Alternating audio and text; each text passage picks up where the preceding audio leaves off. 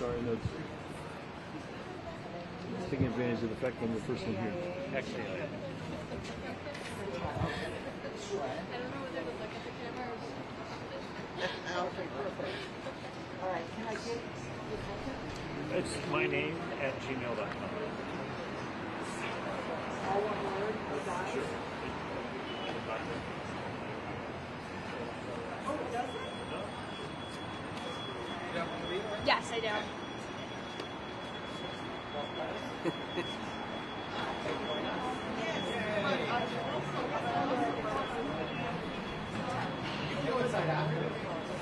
Yeah, the meeting starts at 4.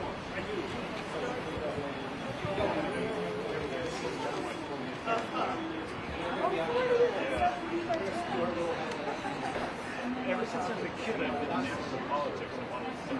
That's what I plan to do. Do you have any idea how long Ron Adams was elected in 76. Probably the White House party. Where are you from?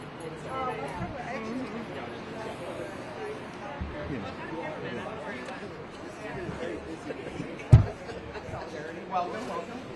Come on over.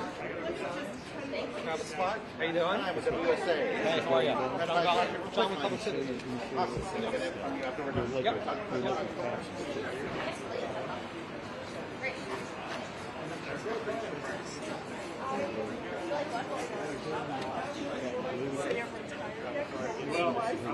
you, yesterday was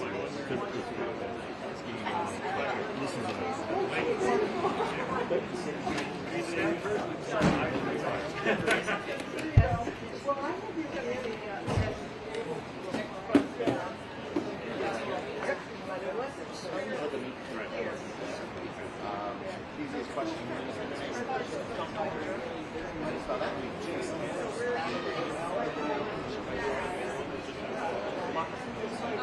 What line?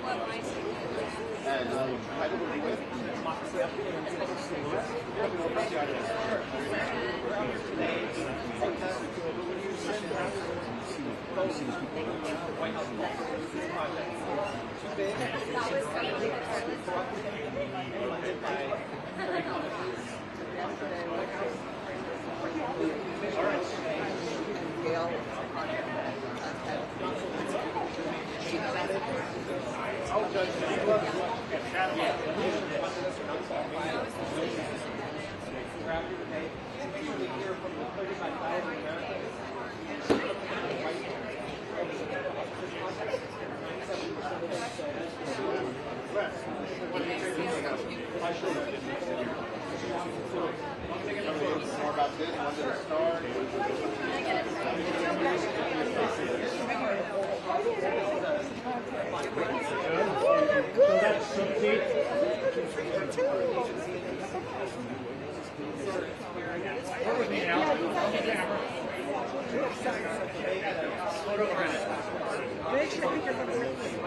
Yes, what would you like? I would like a package. You have to open up all your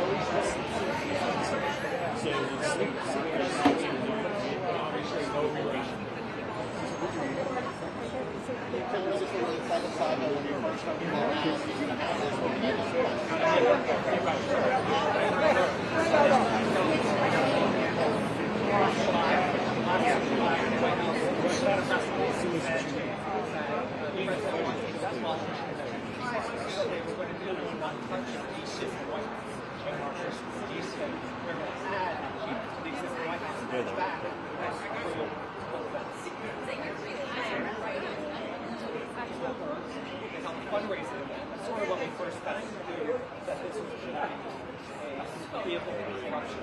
That's one of our deepest concerns, is that this is a project not funded by the American people, but by companies and billionaires and business people who want favors and pardons and other gifts from the White House.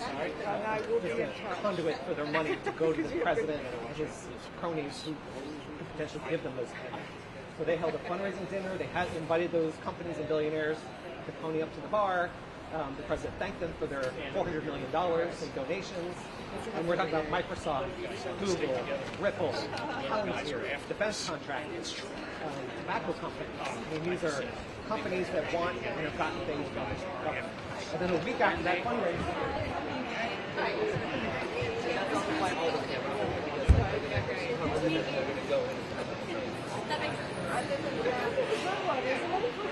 I like that one.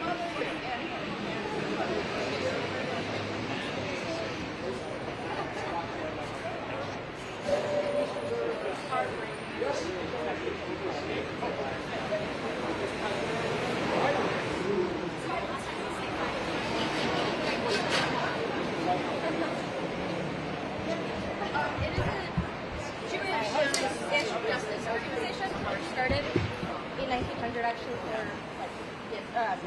Yiddish speakers who were coming to America and did a lot of support and relocation services. And now we do a bunch of Yiddish work, a lot of Yiddish culture and language, and also a lot of justice. So I am one of our democracy organizers. A different one I chose the one against the arch. They joined that with a veteran. So, yeah, I know.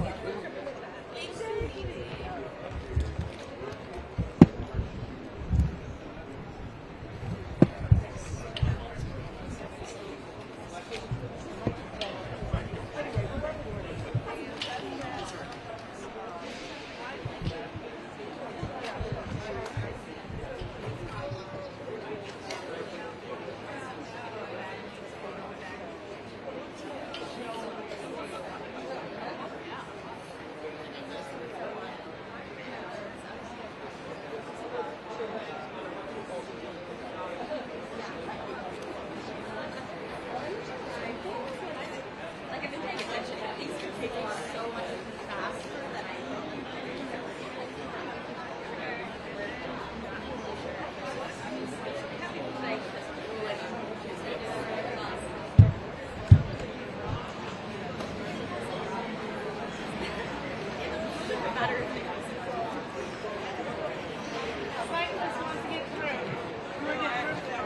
Oh, you want to join us?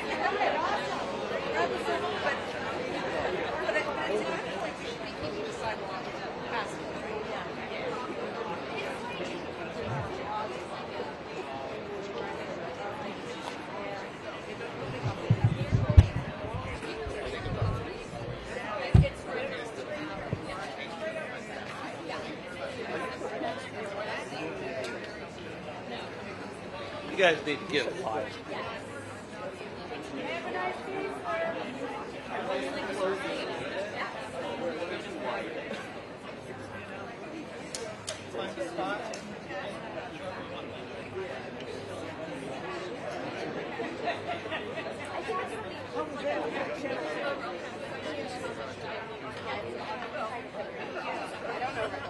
but I saw some talk back.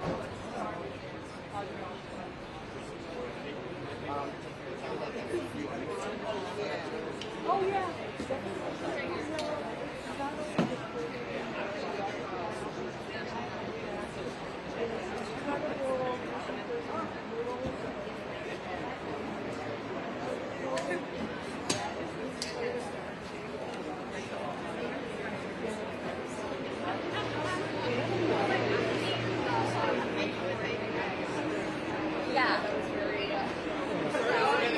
That was something. Exactly the initial. Oh yeah. So radical.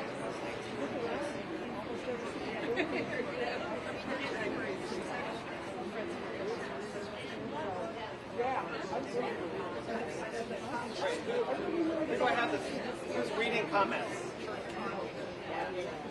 Come on, you stand up.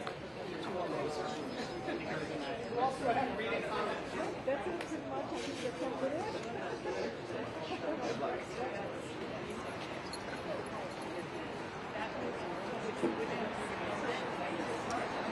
Okay, I think we're going to get started. Everybody scooch in once you can. Can folks scooch in? Who should I talk to? People or the cameras? Start with the people. Okay. And then once you start reading the things, Yeah. I think that's good. Yeah. All right, thank you everyone for coming here today. We're going to get started. My name is John Gollinger. I'm the democracy advocate with Public Citizen. And thank you all for coming out here today. So we're out here. This is a show of opposition to a terrible project by an unlawful president using the People's House as a conduit for corruption. That's right. And so we're out here today at the National Capital Planning Commission, which is in this building. This is a federal agency whose job it is to professionally review all federal projects in D.C., big and small, to make sure that the District of Columbia and federal build in a coherent fashion that's worthy of the American people in this country and not based on some random whim by a developer or a politician.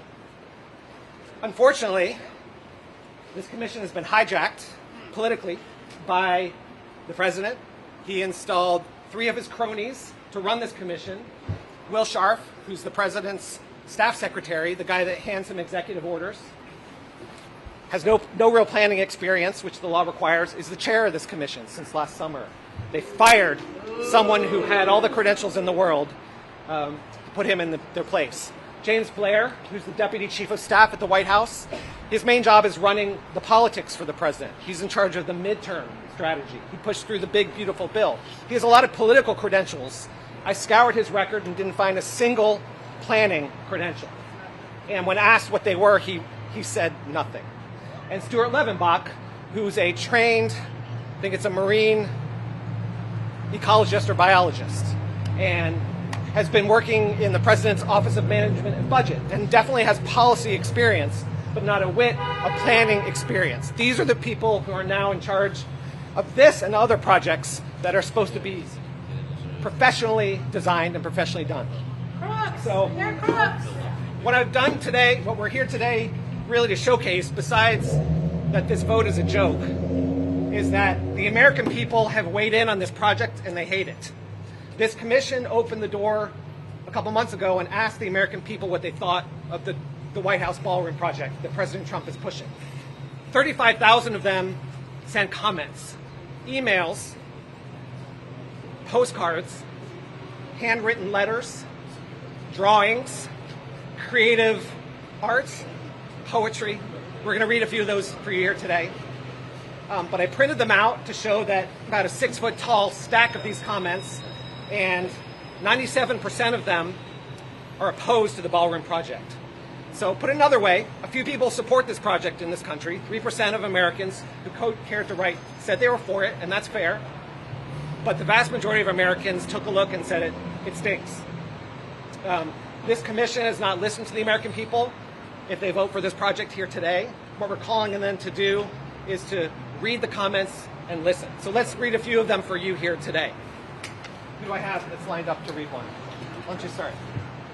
Say your name and the name of the person you're reading.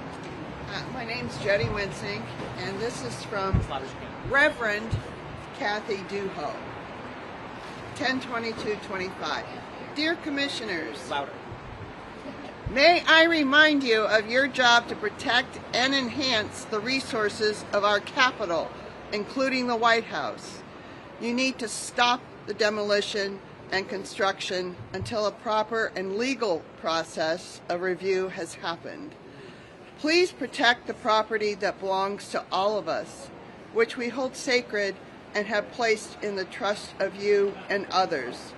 Now is the time to be responsible, thoughtful, and wise.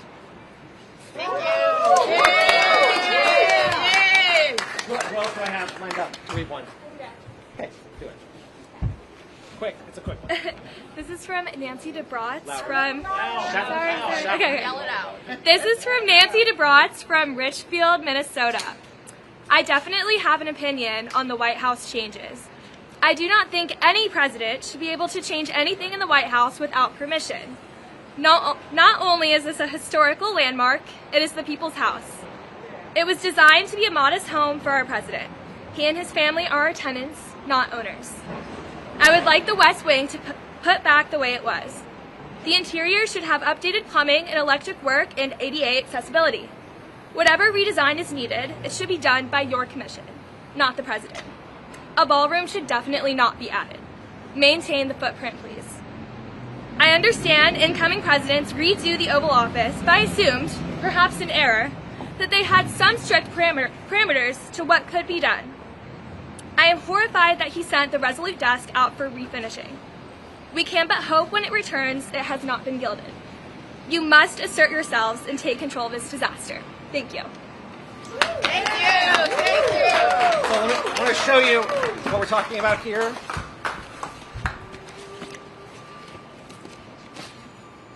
This took me many hours to print out, one by one. So these are some of the comments from the American people. The one on top here is an indication of the creativity. This gentleman, Richard Orton, not only wrote a short letter about why he thought this project was a bad idea, but he took the liberty to redesign the White House stationery of what it should look like, with the White House and an East Wing ballroom for billionaires that completely dominates and overtakes the White House. So I think that's actually, unfortunately, the right idea, is to show what this really looks like, because what Donald Trump has in mind is a ballroom for billionaires, but the White House belongs to the American people, and they need to show people what it really would look like. I also wanted to point out this handwritten letter that he began. This is James J. Cunningham Jr. from Pennsylvania. Let me begin this letter by saying I am not a political opponent of yours. To the contrary, I've always been a strong supporter because I agree with your beliefs. In fact, I voted for you 3 times and would even vote for you again. But I did not vote for this. Over the years, I've been a student of the White House and contributed many items of historical interest, while I sympathize with the need for a ballroom spruce for large presidential affairs. A project of this size would both serve the president and other branches in another location. So if Donald Trump wants to build a ballroom for billionaires, to have big, fancier events, and isn't comfortable using the existing White House, they should do it somewhere else. There are other spaces available to the president in Washington. He's already got one. He's already got one. And I'm sure there are other federal spaces that if there's not the right space available, they could find it in Washington. It doesn't have to be the White House. So I think lastly, I would just say that most folks saw that a federal judge weighed in this week finally. Yes. Right. And so what I've heard all along, from the moment that the East Wing was demolished, and Americans with their own eyes saw not just the building that we love destroyed, but that at least this president and his minions were willing to act unlawfully and seemingly without anyone able to restrain them. The East Wing, as we knew it, is gone. But the federal judge this week, who was appointed by a Republican president, I would add, wrote in a 35-page opinion that I read with 18 exclamation points for emphasis, but in a very substantive legal analysis, after hearing all the arguments from the president's lawyers, that no person in this country is above the law, not even the president. That's right. Who the judge added is an occupant and the steward of the White House and not its owner. He's a squatter. He's a squatter. So, as the judge effectively said, Donald Trump has been the tenant from hell. He needs to put the White House back the way the people gave it to him. And what we want to happen, what the federal judge showed with that order is that there's other things in this country more powerful than just one man. And it does take people like this coming together. This fight is not going to end today. Whether this commission votes to rubber stamp this thing or not is not the end. The judge's ruling is not the end. Congress needs to weigh in.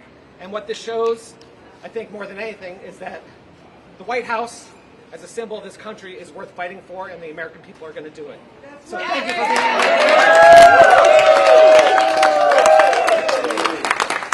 Let's hear a chant or two. What do you think? Are we up for a chant? Yeah. Let's hear stop corruption, stop construction, stop corruption, stop corruption, stop construction, corruption, construction, corruption, construction. Let's try another one.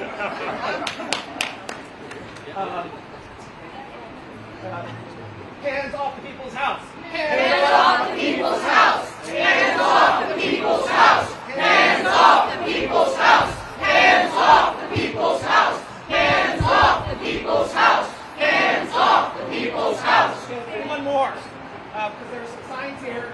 Some of the companies that have funded the demolition of the East Wing and the $400 million project, which, by the way, we used to rebuild the East Wing better the way it was. We've got a list here on signs. Ripple, the crypto company, is giving $5 million this month for us. King Martin, a defense contractor. Meta, Facebook, gave $2 billion. And so what that effectively is companies and others who want something or have gotten something from Donald Trump's administration paying them off. So I want us to chant, stop ballroom bribery. Stop ballroom bribery. Stop ballroom bribery. Stop ballroom bribery. Stop ballroom bribery. Stop ballroom bribery. Stop ballroom bribery. Stay where you are for another 2 minutes, okay? Enjoy. Thank you. Yeah. Thanks for organizing it.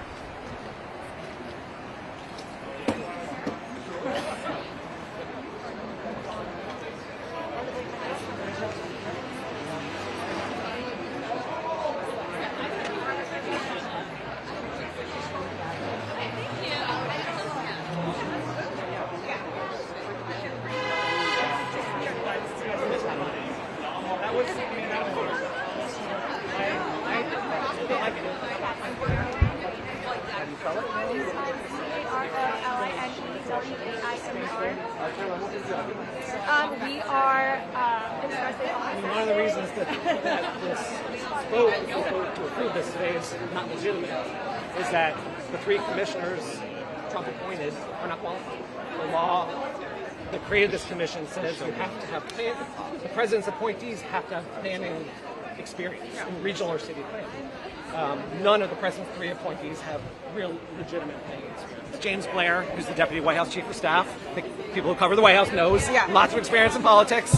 He didn't even try to present a credential. He didn't show up to the meeting last month when people testified about the project. Stuart Levenbach, the same. Will Sharf did make an effort to assert he has credentials. He interestingly argued that a policy position for a governor who was forced out of office somehow gave him credentials. But I didn't hear anything legit. And the proof is in what they've done or not done, because I've sat on planning commissions.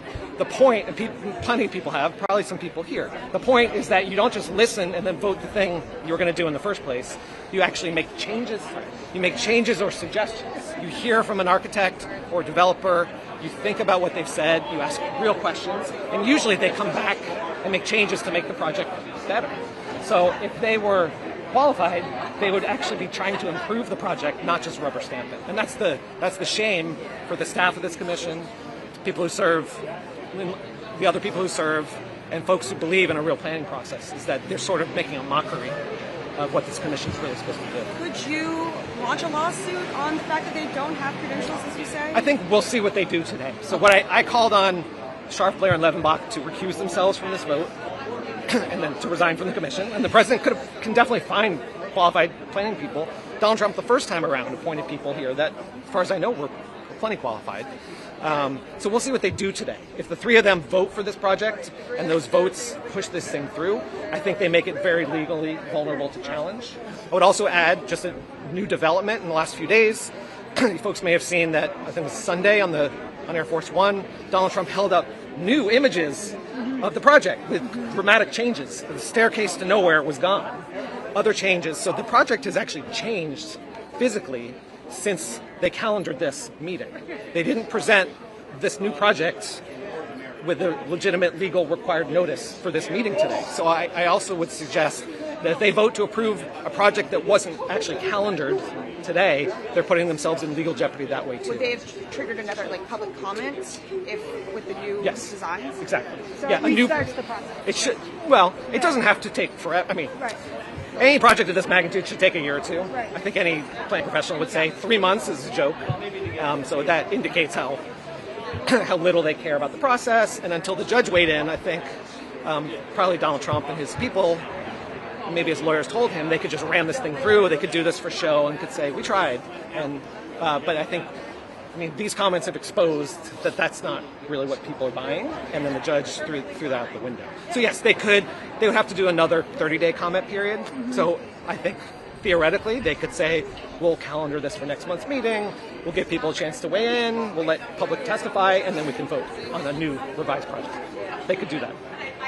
Will there be any public testifying today? They refuse to take any more. They could, but they've declined. They're only taking... They took public comment last month, and they've said that's all they're taking. John, can we get this spelling and title? Sure. Sure, my pleasure. My name is John, Jon, Gollinger, Golinger, and my title is Democracy Advocate, and the organization I'm with is Public Citizen. We're a consumer protection and good government group. It's been around for 50 years. Thanks, y'all. I'd like to get your thoughts on the arch that they're also announcing. So let me give you general. I got to be careful because there's a lawsuit on the beach, and my organization, our litigation group, so I'm a policy guy. But our litigation group is lawyers.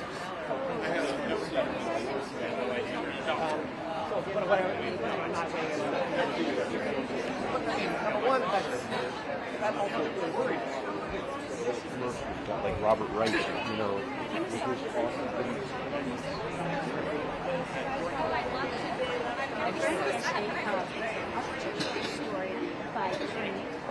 And I just recall when I found out. We're also long-time residents of Washington, D.C.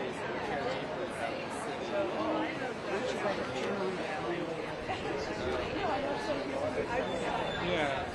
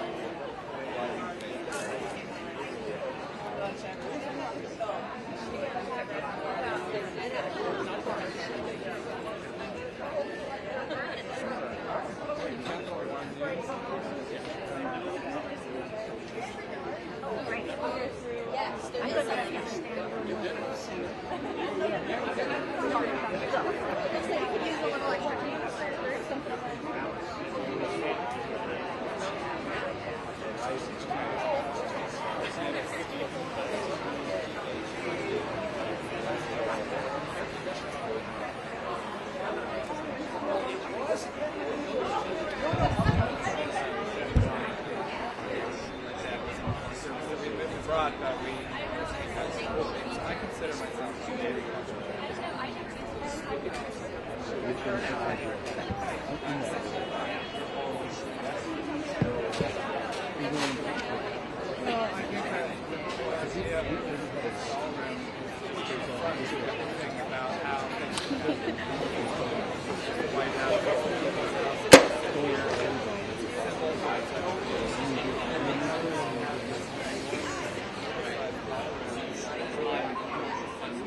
process that's being followed. There's a careful process for making changes.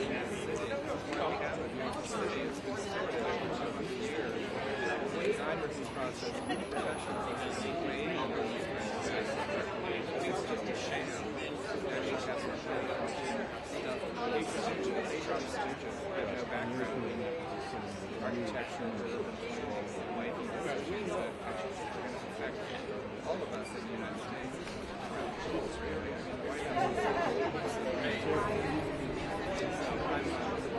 I'm trained as an urban planner and architect, so I have feelings about how these things work.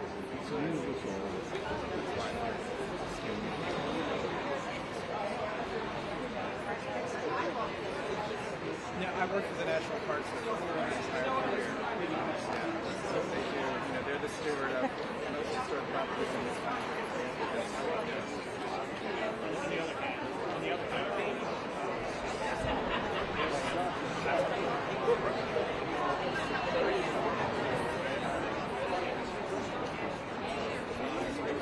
Makes me feel like keeping things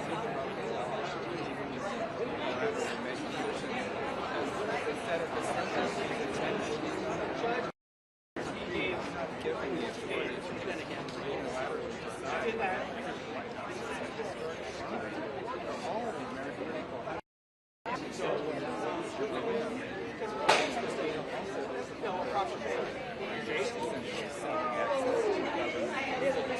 Big companies, everything about it.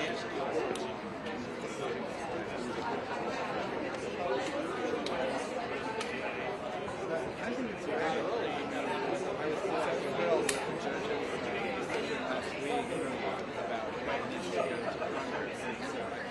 I think people are really starting to